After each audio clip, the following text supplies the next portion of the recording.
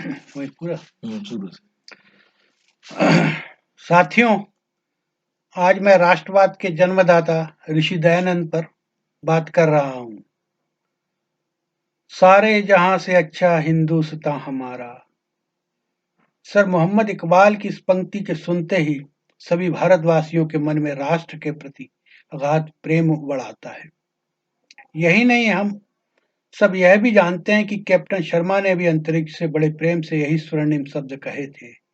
परंतु ना जाने क्यों ऋषि दयानंद की भावना, कल्पना, आदेश और उपदेश को हम क्यों भूल जाते हैं, जिन्होंने लगभग 142 वर्ष पूर्व 1857 में सत्यार्थ प्रकाश के 11वें समतुल्य में लिखा था, यह आर्यावर्त देश ऐसा है जिसे सदृश भूगोल में दूसरा कोई नहीं है।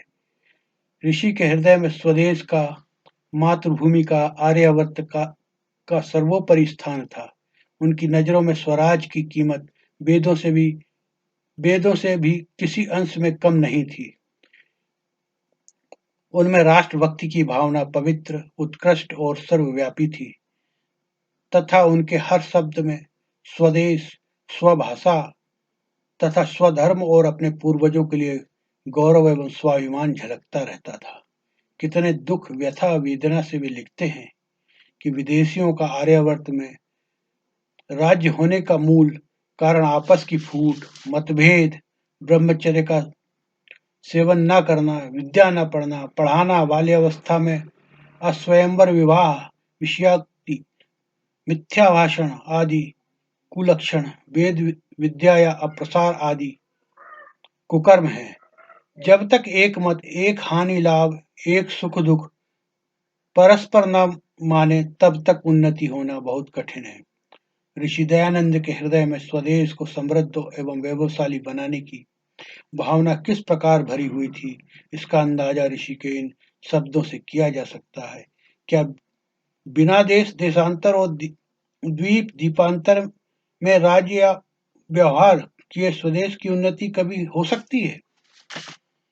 जब स्वदेश में ही स्वदेशी लोग व्यवहार करते हैं और परदेशी स्वदेश में व्यवहार व राज्य करें, तो बिना दुख और दारिद्र्य के दूसरा कुछ भी नहीं हो सकता।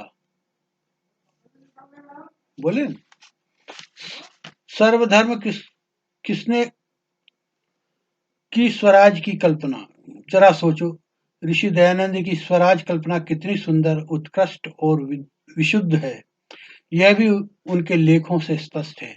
आज से लगभग 142 वर्ष पूर्व जब स्वामी जी ने स्वराज साम्राज्य और अखंड सार्वभौम चक्रवर्ती राज्य की चर्चा अपने लेखों में की थी, तब स्वराज का विचार भी किसी के मस्तिष्क में पैदा न हुआ था।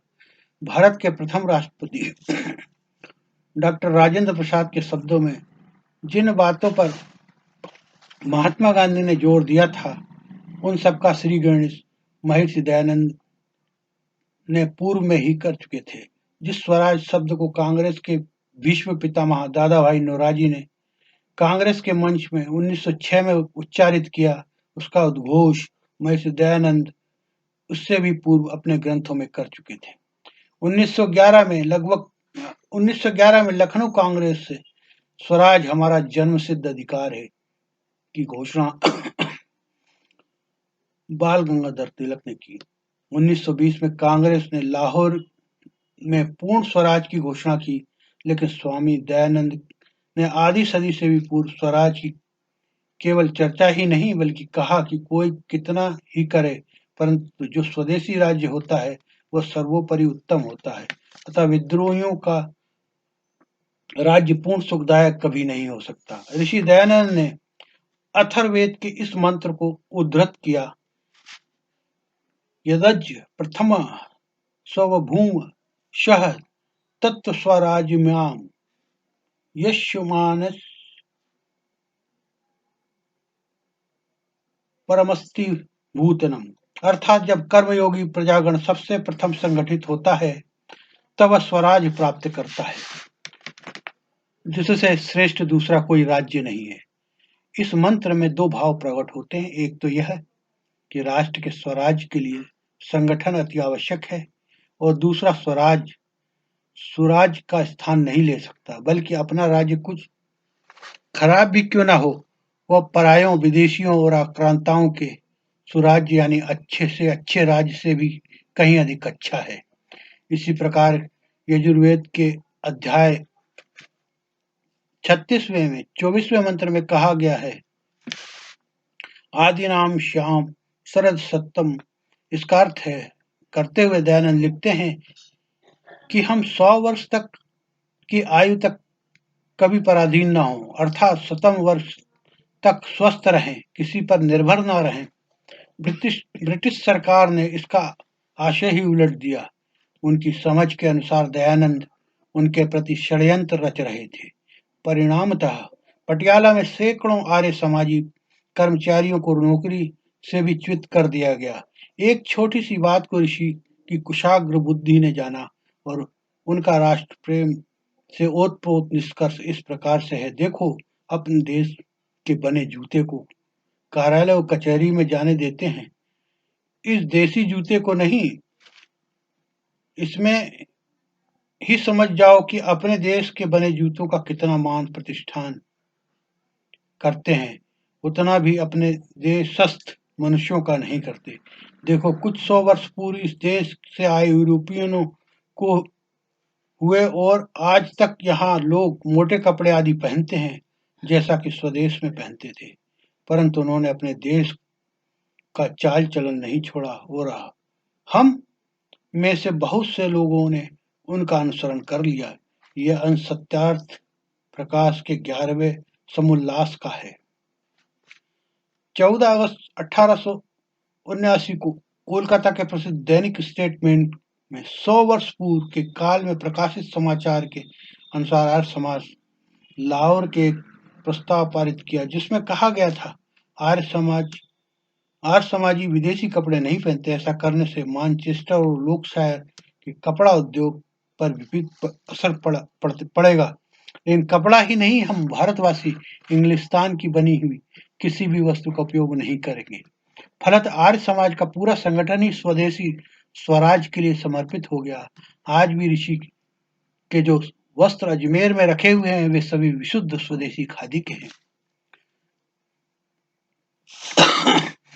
प्रेरणा सशस्त्र क्रांति। स्वामी दयानंद के शिष्य श्री श्यामजी कृष्ण वर्मा क्रांतिकारी गतिविधियों के जनक माने जाते हैं और उन्हीं की प्रेरणा के फलस्वरूप ही श्री वर्मा इंग्लैंड गए थे और वहां 1905 में इंडिया हाउस की स्थापना की और इस संस्था के माध्यम से विदेश स्थित देशभक्त क्रांतिकारियों को संगठित किया। वीर विनायक दामोदर सावरकर, लाला हरदयाल, सरदार सिंह तथा भाई बाल मुकुंद आदि क्रांतिकारियों ने श्याम जी से ही प्रेरणा ली थी। भाई बाल मुकुंद को ही लाहौर षड्यंत्र केस में फांसी का दंड मिला। लाला लाजपत राय शहीद हो गए तथा भगत सिंह और उनके साथियों राजगुरु चंद्रशेखर आजाद, दुर्गा भाभी आदि ने उनकी मृत्यु का बदला लिया। क्या उक्त सभी वीर बलिदानी ऋषि दयानंद से प्रत्यक्ष या परोक्ष रूप से प्रभावित नहीं थे? अमर शहीद पंडित राम प्रसाद बिस्मिल को काकोरी कांड में जुर्म में फांसी की सजा हुई, जो जेल में भी प्रतिदिन अग्निहोत्र किया करते थे और जिन्होंने फांसी से पूर्व विश्वानी देव मंत्र का पाठ किया। इन सभी हुतात्माओं के प्रति विषयभ्यो देवोभ्यो नमः। ऋषि के ये सब प्रयास आज समाज को ऋषि से उत्तराधिकार में मिले थे।